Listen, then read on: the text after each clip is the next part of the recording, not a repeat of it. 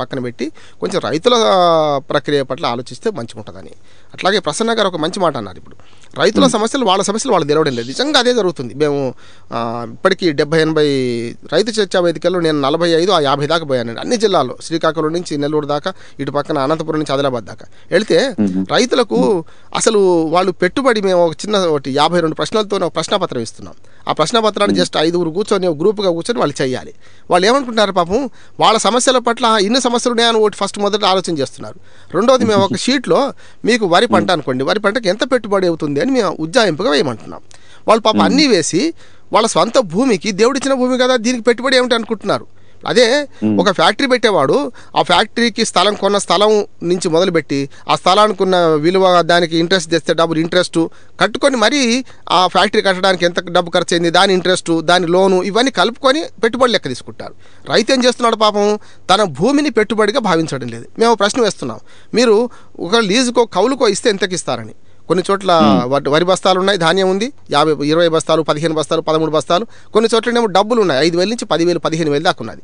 అటువంటిప్పుడు ఒక ఎకరం పొలాన్ని మీరు లీజుకి ఇస్తే 10,000 వచ్చినప్పుడు ఈ 10,000ని కూడా పెట్టుబడిగా తీసుకోవాలి కదా మీరు సొంత వ్యవసాయం చేసినప్పుడు అంటే ఇవి తోచలేదు సార్ అంటున్నారు. అది రెండోది ఏమిటంటే, వాళ్ళు సొంతంగా వాళ్ళ కుటుంబ సభ్యులందరూ వ్యవసాయం చేస్తారు. అట్లాంటప్పుడు కూలీ అనగానే బయట నుంచి వచ్చిన కూలీలు లెక్కలే తీసుకుంటున్నారు, కానీ వాళ్ళు సొంతంగా వాళ్ళు కుటుంబ సభ్యులు ఇంటిల్లి పాది పనిచేసేదాన్ని పాపం లెక్కలు తీసుకోవడం లేదు. ఇప్పుడు ఏమవుతుందంటే, మేము ఏం చేస్తున్నాం అంటే రెండోసారి పెట్టుబడిలో ఈ రెండు ఇంక్లూడ్ చేయమంటున్నాం. వాళ్ళు ఏం చేస్తున్నారు, మామూలు ఎరువు బస్తాలు, పురుగు మందులు, దున్నకానికి ఎంత, దీనికి ఎంత ఖర్చు, కలుపుకి ఎంత లెక్క చేస్తున్నారు. కానీ ఒకవేళ భూమి కౌలుని సొంత వ్యవసాయం, సొంత కుటుంబ సభ్యులు చేసే శ్రమని లెక్క తీసుకుంటే వీళ్ళే అంటే ఉల్టా వీళ్ళే ప్రభుత్వానికి వాళ్ళ నష్టపోయే అది ఎక్కువ అవుతుంది. అంటే వీళ్ళ లెక్కలు తీసుకోకుంటూనే హళ్ళీ 0 అవుతుంది. వీళ్ళు లెక్కలు తీసుకుంటే ప్రతి సంవత్సరం నష్టం అవుతుంది. అంటే ఇదొకటి వాళ్ళ రైతుల ఆస్పెక్ట్లో ఆలోచన చేస్తే.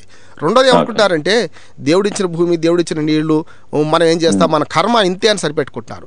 ఇవాళ కర్మాని ఇంతే అని సరిపెట్టుకుంటుంటే దేశంలో ఏ ఉత్పత్తి రాదు. కానీ రైతుది ఏమవుతుందంటే, రైతుకు ఇంకో పని చెయ్యరాక ఎందుకు చేస్తున్నారు వ్యవసాయం అని ఒక ఆయన బాగా కోపం వచ్చి అడిగితే వాళ్ళ రైతులు అమాయకంగా సమాధానం చెప్పారు, ఏం లేదండి మాకు ఇంకో పని చేయడం చేత కాదు కనుక ఈ పని చేస్తున్నాం అని చెప్పి. అంటే ఇంకో పని అంటే రైతు ఎంత భూమి మీద పనిచేస్తాడో, భూమిని నమ్ముకొని ఉంటాడో అంత వైరాగ్యంతో కూడా ఉన్నాడు. మనం ఇప్పుడు చాలామంది మేము వెళ్ళి సభలు సమావేశాలు పెడుతుంటే చాలామంది వచ్చిపోయారులేండి మీరు వచ్చారా అంటున్నారు. పాప వాడి తప్పు వాళ్ళది కాదు. ఎందుకంటే ఇప్పుడు పార్టీలు రైతు పేరు యాత్రలు చేస్తున్నారు, ఒక రోజు 2 రోజులు చేసి. అవునండి, చాలా జిమ్మికలు చేస్తున్నారు. ఈ జిమ్మికల్లో లోక్సత్తా చెప్పే వాయిస్, మీరు కులాలకు, పార్టీలకు, పంటలకు అతీతంగా రైతులందరూ ఏకంగా అండి, మీరు ఇవన్నీ పక్కన మర్చిపోండి, రైతు కులం అంటే ఏర్పాటు చేసుకోండి అని మేము చెప్తుంటే మేమంటున్నాం, రేపు పొద్దున లోక్సత్తా పార్టీ వచ్చి కూడా రైతు వ్యతిరేక విధానాలు అవలంబిస్తే వాళ్ళు కూడా నిలదీయండి అంటున్నాం. అక్కడ నిలదీయాలి. నిలదీసే తత్వం నేర్చుకున్నాక మొదలు నిలదీసి మమ్మల్నే కావచ్చు, కానీ అది జరిగేదాకా మాత్రం తప్పనిసరి వాళ్ళ వెంబడి ఉందాం అనుకుంటున్నాం.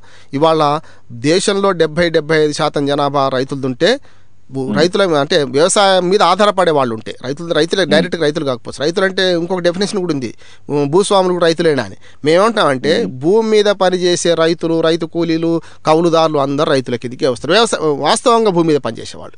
వీళ్ళకి వాళ్ళ ఆదాయాలు చూస్తే మీకు వ్యవసాయం మీద జాతీయ ఉత్పత్తిలో చూసుకుంటే 18-19% చూడండి.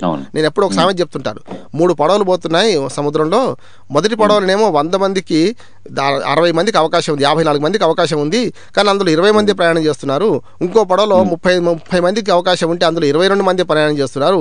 ఇంకో పడవలో కేవలం 20 మందికి అవకాశం ఉంటే 18 మందికి అవకాశం ఉంటే 60 మంది అందులో ఉన్నారండి. ఇప్పుడు సమస్య ఏంటంటే, మొత్తం జాతీయ ఉత్పత్తిలో చూసుకుంటే మీకు సర్వీస్ సెక్టార్ 54% మందికి అవకాశాలు ఉన్నాయి, కానీ సర్వీస్ సెక్టార్లో తక్కువ మంది ఉన్నారు. అదే పారిశ్రామిక రంగంలో 24% మంది మాత్రమే ఉన్నారు, 30% వరకు అవకాశాలు, పరిశ్రమలు వెంటనే పెరగవు. కానీ వ్యవసాయంలో 18% ఆదాయానికి 65% మంది కష్టపడుతున్నారు. అంటే ఏమవుతుంది, డైల్యూట్ అవుతుంది. అంటే వచ్చే జాతీయ ఆదాయంలో ఈ వ్యవసాయదారుల వాటా తక్కువ అవుతుంది. కానీ వ్యవసాయదారుల వాటా పెరిగితే వ్యవసాయదారుడు ఎప్పుడు దాచుకోడండి.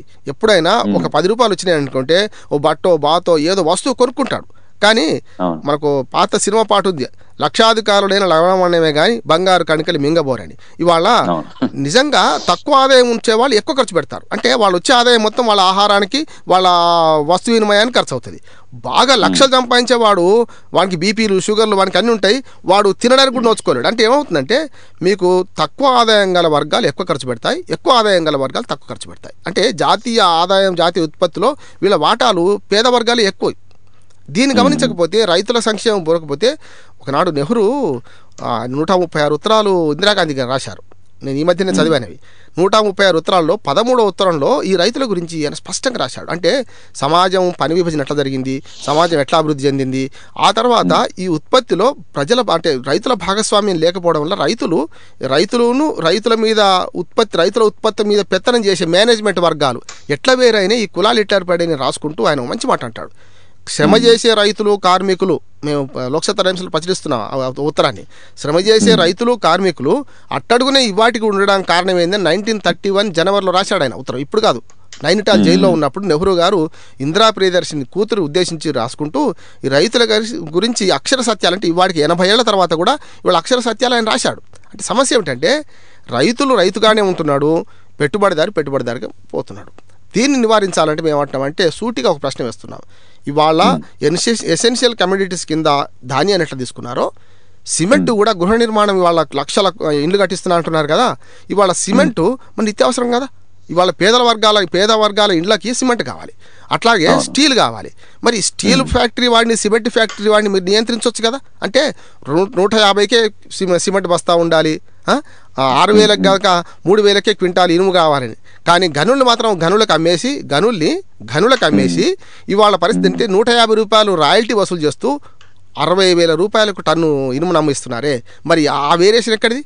అట్లానే మీరు సిమెంట్ కంపెనీ వాళ్ళు చూడండి, ఉత్పత్తి ఆపేస్తున్నారు. అంటే 250 రూపాయల బస్తా తక్కువ కాకుండా అమ్ముకోవాలంటే సిమెంట్ ఉత్పత్తి నియంత్రిస్తున్నారు. అంటే సిమెంట్ ఉత్పత్తిదారుల సంఘం లాబీ ఉంది. వాళ్ళు ఏం చేస్తున్నారంటే రైతులు లేకపోవడం అంటే రైతు పాపం ఏం చేయలేడండి. ఇప్పుడు ఉదాహరణకు మన కోస్తాలో, మనకు కోనసీమలో మొత్తం క్రాప్ హాలిడే పాటించారు. ఎంతమంది పాపం? 1,50,000 ఎకరాలు. అంటే నేనేమంటున్నా అంటే ఈ 1,50,000 ఎకరాల్లో పాపం వాళ్ళు పండించి మిగతా వాళ్ళు ఆగలే కదా. సమస్య ఏంటంటే సింబాలిక్ తీసుకోవాలి మనం. ఇప్పుడు ఉప్పు సత్యాగ్రహం ఎట్లానో పాపం వాళ్ళు సత్యాగ్రహం చేశారు, రైతులు మేము పంట పండించాం, క్రాప్ హాలిడే అన్నారు. మరి దానికి ఎందుకైంది అని ఆలోచన చేయకుండా సిమెంట్ కంపెనీ వాడేమో ఉత్పత్తి ఆపేస్తేనేమో అమ్మ నాన్నని బతివులాడతారు వాడి దగ్గరికి వెళ్ళి. ఇవాళ రైతులను ఎట్లా నియంత్రించి ఇవి రైతు ఆహార ధాన్యాల ధరలు పెరగకుండా చూస్తామని ప్రభుత్వం ఎట్లా అంటుందో, అదే రకంగా సిమెంటు, ఇనుము వ్యాపారస్తులు నియంత్రించమని ప్రభుత్వాలన్నీ కూలిపోతాయి కదా. అంటే ప్రభుత్వాలు నడుపుతూ వాళ్ళు. అట్లానే ఆహార ద్రవ్యోల్బణం అనే విషయంలో కూడా చాలా తప్పులు చేస్తున్నామండి. ఇవాళ చూడండి, వీళ్ళు అందరు కూరగాయల ధరలు పెరిగినాయని. నిజంగా ఆహార ద్రవ్యోల్బణం అంటే ఇవాళ మనకు ఆహార అలవాట్లు చాలా మార్పు వచ్చిందండి. చాలామంది బియ్యం తినడం లేదు, పిండి పదార్థం ఎక్కువ కనుక. ఇవాళ చాలా ఇంట్లో ఓట్స్ కొత్తగా అంటే ఓట్స్ వచ్చేసినాయి. అట్లానే మీరు చిరుధాన్యాలు తింటున్నారు, వేరే అంటే మన జొన్నలు కానీ ఇవన్నీ తింటున్నారు. ఎన్టీ రామారావు గారి పుణ్యమాని 2 రూపాయల కిలో బియ్యం ఎప్పుడొచ్చిందో రాయలసీమ, తెలంగాణలో చాలా ఆహారపు అలవాట్లు ప్రజలు మారినాయండి. నాకు తెలిసి అడ్వకేట్స్, డాక్టర్స్ కూడా మీకు పండగ నాడు తప్ప అన్నం తినకపోయేవాళ్ళు. నాకు తెలిసిన చాలామంది అడ్వకేట్స్ ఇప్పుడు 30-40 ఏళ్ళ వయసున్న వాళ్ళు జేజబువా అనేవాళ్ళు. అంటే మీకు ఆ పండగ నాడే అన్నం దొరుకుతుంది కనుక. ఇవాళ ఏమైంది, సన్నబియ్యం తినడం అలవాటు అయిపోయి అసలు మిగతా ధాన్యాలని పోయినాయి. ఒకటి. రెండోది వస్తున్నాయి కనుక ఏమైందంటే మీరు బియ్యం వాడకం తక్కువైందండి. ఇప్పుడు మన డిమాండ్ సప్లై మధ్య తేడా రావడం వల్ల ఇప్పుడు బియ్యం ఈ వడ్లకు ధర తక్కువడానికి రెండో కారణం ఏంటంటే ఆహార అలవాట్లు మారడం. అట్లాగే ఆహార ద్రవ్యోల్బణం అనే విషయంలో కూడా ప్రభుత్వం చాలా తప్పుడు లెక్కలు చేస్తున్నది. ఆహార ద్రవ్యోల్బణం పెరిగిందని మొన్నే మన్మోహన్ సింగ్ గారు అన్నారు. కానీ వారికి మనం ఏమిటంటే మాది ఆహార ద్రవ్యోల్బణం, ఆహార ధాన్యాలంటే బియ్యం వల్ల పెరగలే, గోధుమల వల్ల పెరగలే. సమస్య ఏమిటంటే పళ్ళు, కూరగాయలు ఇవన్నీ పెరిగినాయి ధరలు కదా. వీటి వల్ల వచ్చే ఆహార ద్రవ్యోల్బణాన్ని చూపెట్టుకుంటూ ఈ రైతులను జనరల్గా మామూలుగా పడిన సిరీస్ అంటారు కదా, సిరీస్ ధాన్యాలు వీటి మీద పడుతున్నారు. అంటే వీటి మీద పడకుండా ఆహార ద్రవ్యోల్బణాన్ని మనం ఎట్లా అర్థం చేసుకోవాలంటే మిగతా అన్ని సరుకులు పెరగడం వల్ల ఆహార ద్రవ్యోల్బణం లెక్క తెస్తుంది తప్ప ఇవాటికి కూడా మీరు సెంట్ బాటిల్ కొనుక్కుంటే 1000 రూపాయలండి, కానీ 1000 రూపాయలు పెడితే బస్తా బియ్యం వస్తున్నాయి. మరి సమస్య అది కదా. అంటే ఇక్కడ ఏమవుతుందంటే ఆహార ద్రవ్యోల్బణాన్ని లెక్కగట్టడంలో తప్పుగడుతున్నారు ఆర్థికవేత్తలు. ఓ రకంగా చెప్పానంటే ఇప్పుడు ఆహార భద్రతా బిల్లు వస్తే సబ్సిడీల భారం పెరుగుతుంది అంటున్నారు తప్ప రైతుల బతికేమైతే ఆలోచన చేయడం లేదు. అంటే ఫీల్డ్ లెవెల్ ఆలోచన లేకుండా ఏసీ గదిలో కూర్చుంటే ఇది వస్తుంది సమస్య. మీకు ఆహార భద్రతా బిల్లు వల్ల రేపు సబ్సిడీల భారం 1,30,000 కోట్లకు జరుగుతుందని ఒక ఆర్థిక శాస్త్రవేత్త నాతో అన్నాడు. అంటే నేనేమన్నాను, ఇప్పుడు ఎంత ఉందండి అన్నాను. అసలు ఆహార ధాన్యాల మీద ఇచ్చే సబ్సిడీ 70,000 కోట్లండి. దానికి ఎరువులు, విత్తనాలు, మళ్ళా మన వీటి మీద అంటే ఇతర సబ్సిడీలు ఉన్నాయి కదా, ఇవన్నీ కలిపి 95 కోట్లు అంటున్నారు. నేనన్నా అవి డైరెక్ట్గా రైతుకి ఇవ్వడం లేదు కదా. అంటే ఇక్కడ సమస్య ఏంటంటే మీరు సబ్సిడీ ఇచ్చేది కూడా వీడు ప్రాణం పోకుండా ఇచ్చే సబ్సిడీ అది కూడా రైతు దాకా రావడం లేదు. మీరు నిజంగానే 1,30,000 కోట్ల రూపాయల సబ్సిడీలు అవుతున్నాయంటే ఎట్లా అవుతున్నాయంటే ఇంకొక 15,000 కోట్ల రూపాయలు పెరుగుతాయండి. అంటే 3 రూపాయల కిలో బియ్యం ప్రభుత్వం ఇస్తుందట. ఇప్పుడు ఏది కొందరికి 5 బావులకు ఇస్తుందట ఇది కేంద్ర ప్రభుత్వం. అంటే ఆహార భద్రతా బిల్లు విషయంలో కూడా కొంచెం రైతుల పక్షాన్ని ఆలోచన చేసి మొనోపలి బయటడి చేసి రైతుకి ఫ్రీగా ఇచ్చుకొనియండి. ఇప్పుడు తమిళనాడులో టీవీలు ఇస్తున్నారు, ల్యాప్టాప్స్ ఇస్తున్నారు, బియ్యం కూడా ఫ్రీగా ఇచ్చుకొనియండి. కానీ అన్ని ఫ్రీగా ఇస్తారు. కానీ మనం ఏమందంటే మనిషికి ఒకసారి ఫ్రీగా అలవాటు చేసిన తర్వాత వాళ్ళకి రేపు పొద్దున ఇవ్వన్నాడు ఈ ప్రభుత్వాలు కూలిపోతాయి. కానీ ఏమైందంటే ఈ సంక్షేమ పథకాలు అంటే జనాకర్షక పథకాలే రేపు ఈ ప్రభుత్వాల కొంపలు ముంచుతాయి.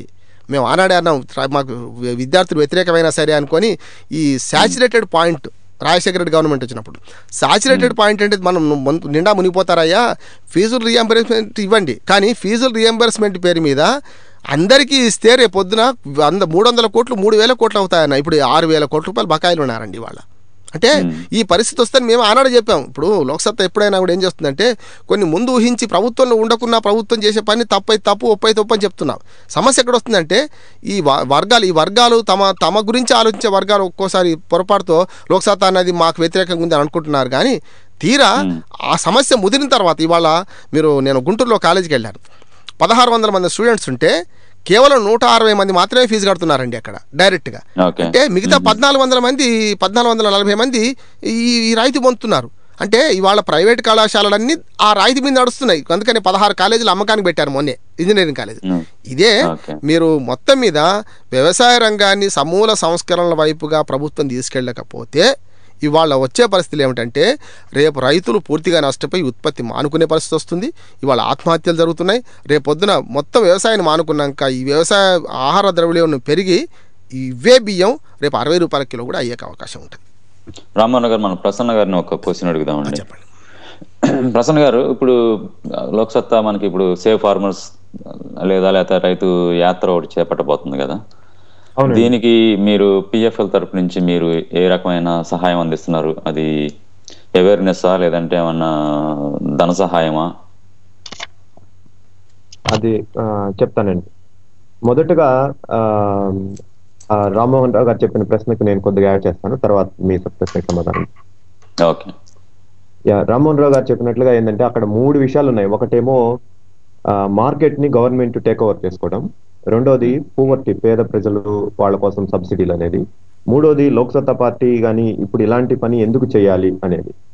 మొదటి గవర్నమెంట్ మీరు చూస్తే గవర్నమెంట్ ఒక బ్యాలెన్సింగ్ ఇప్పుడు అమెరికాలో ఒబామా హెల్త్ కేర్ పాలసీ పెట్టినప్పుడు కూడా గవర్నమెంట్ కూడా ఒక వన్ ఆఫ్ ది ప్రొవైడర్ గా ఉంటారు కానీ మొత్తం టేక్ ఓవర్ చేసుకుంటారని చెప్పలేదు.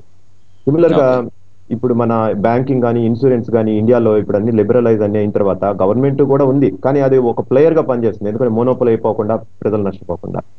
సిమిలర్ గా మన లోక్సత్తా పార్టీ కూడా హెల్త్ కేర్ లో గవర్నమెంట్ హాస్పిటల్స్ ఉండాలి, ప్రైవేట్ హాస్పిటల్స్ ఉండాలి, ఎవరు ఎక్కడికి పేద ప్రజలు ఎక్కడికి కావాలంటే అక్కడికి వెళ్ళాలని మన అజెండాలో ఉంది, లోక్సత్తా పార్టీ అజెండాలో. దాన్ని కొద్దిగా కాపీ కొట్టేసి కొద్దిగా కుంటిపరిచేసి ఆరోగ్యశ్రీ అని ఒక పార్ట్ మాత్రం కాపీ చేసుకొని పెట్టుకున్నారు, కానీ దానివల్ల నష్టాలు వచ్చాయి, ఎందుకంటే పూర్తిగా కాపీ చేసుకోలేదు కాబట్టి. నేను చెప్పేది ఏంటంటే ఇట్లాగా మార్కెట్ లో ఒక ఫోర్స్ గా ఉండాలి, రెగ్యులేటింగ్ ఫోర్స్ గా, వాళ్ళు బ్యాలెన్సింగ్ ఫోర్స్ గా, అంతేకాని మొత్తం టేక్ ఓవర్ చేసుకుంటుంది.